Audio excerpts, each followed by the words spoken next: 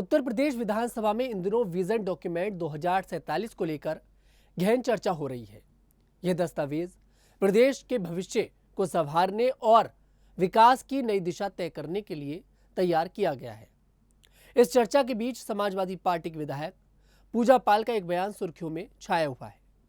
पूजा पाल ने मुख्यमंत्री योगी आदित्यनाथ की तारीफ करते हुए उनके द्वारा अपराध के खिलाफ अपनाई गई जीरो टॉलरेंस की नीति की सराहना की। उनका यह बयान सोशल मीडिया पर तेजी से वायरल हो रहा है, जिसमें उन्होंने अपनी निजी जिंदगी की त्रासदी और न्याय की लड़ाई का जिक्र किया। उसके बाद आज समाजवादी पार्टी ने पूजा पाल को पार्टी से निष्कासित भी कर दिया है। पूजा पाल की कहानी न केवल प्रेरणादायक है, बल्कि यह उत्तर प्रदेश में बदलते सामाजिक और राजनीतिक परिदृश्य को भी दर्शाती है। विधानसभा में विजन डॉक्यूमेंट 2047 पर चर्चा के दौरान पूजा पाल ने भावुक होकर मुख्यमंत्री योगी आदित्यनाथ को धन्यवाद दिया।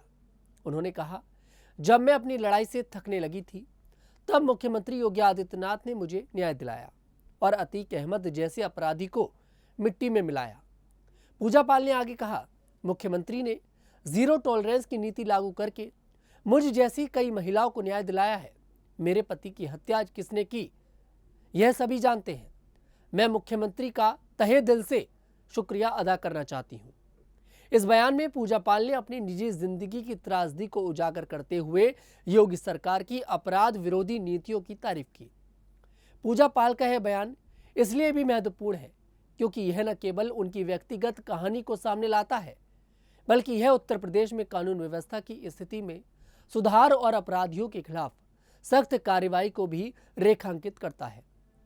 पूजा की बातें सुनकर यह स्पष्ट हो जाता है कि उन्होंने अपने जीवन में कई कठिनाइयों का सामना किया, लेकिन उनकी हिम्मत और संघर्ष ने उन्हें एक मजबूत नेता के रूप में स्थापित किया। पूजा पाल की कहानी किसी फिल्मी स्क्रिप्ट से कम नहीं है। वह उत्तर प्रदेश के प्रयागराज जिले की चायल विधानसभा सीट से समाजवादी पार्टी के विधायक हैं।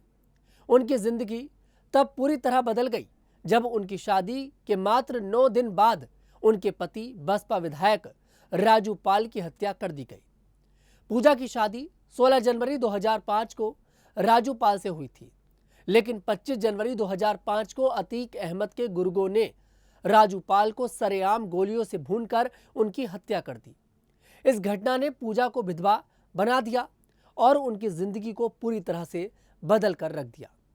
राजू पाल की हत्या के पीछे कुख्यात अपराधी अतीक अहमद और उसके भाई अशरफ का नाम सामने आया था।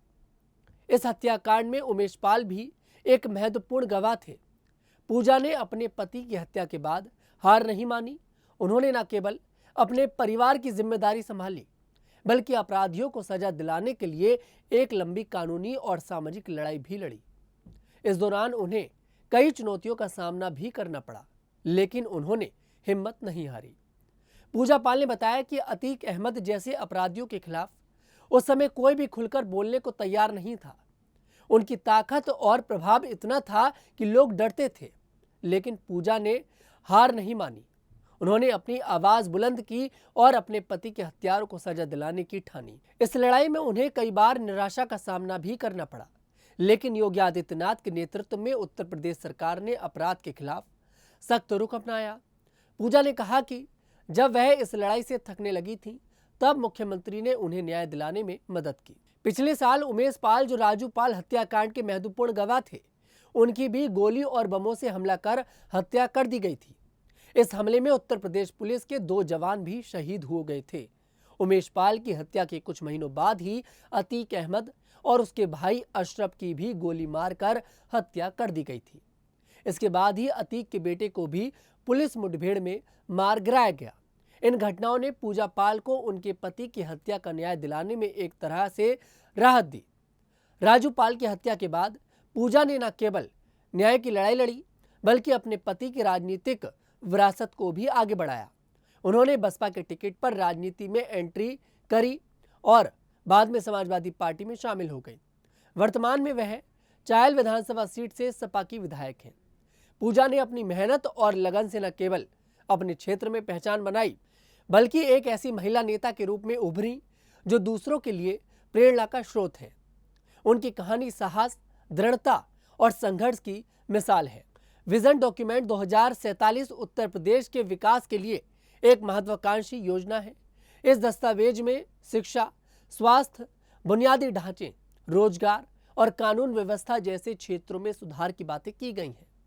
पूजा पाल ने इस चर्चा में हिस्सा लेते हुए न केवल अपनी निजी कहानी साझा करी, बल्कि यह भी बताया कि योगी सरकार की नीतियों ने कैसे आम लोगों को न्याय और सुरक्षा का भरोसा दिलाया है। उनका बयान इस बात का प्रतीक है कि उत्तर प्रदेश में अपराध के खिलाफ जीरो टॉलरेंस की नीति ने समाज के कमजोर वर्गों, खासकर महिलाओं को सशक्त बनाया है। पूजा जैसी महिलाएं जो अपने जीवन में त्रासदी का सामना कर चुकी हैं, आज न केवल अपने लिए बल्कि समाज के लिए भी एक मिसाल बन रही हैं। पूजा पाल की कहानी उत्तर प्रदेश में बदलते हालात और महिलाओं के सशक्तिकरण की एक जीवंत मिसाल है। अपने पति की हत्या के बाद उन्होंने न केवल अपने परिवार को संभाला, बल्कि अपराधियों के खिलाफ लड़ाई लड़ी और राजनीति में अपनी जगह बनाई।